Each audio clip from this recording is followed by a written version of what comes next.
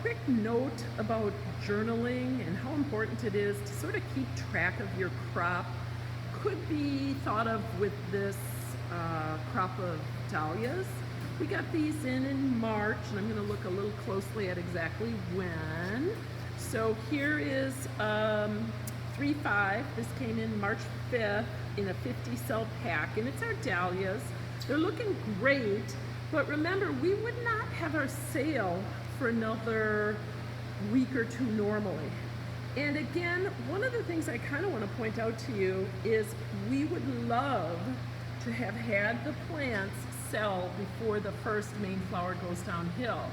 And if you know, I've actually cut down the flowers to remove the possibility of thrips.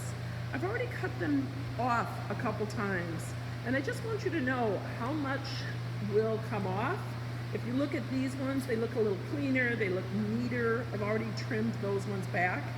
And it was a tremendous amount of flowers. So there is an 8.5 by 11 with just piles of sort of spent flowers. And why would I even take the time to do this? Well, one of the reasons is if you take the spent flowers off, you'll get all these new flowers coming, and that'll be really good for the time that you want to have your dahlias for sale. If you were to just leave them, not only do they look messy and kind of ugly like this one, but they also are super attractive to thrips. So one of the reasons I keep cutting them off, and you might even test that whitish edge, that could be a couple things. These guys have dried out a couple times, but that actually could be early thrip damage when the buds were just opening.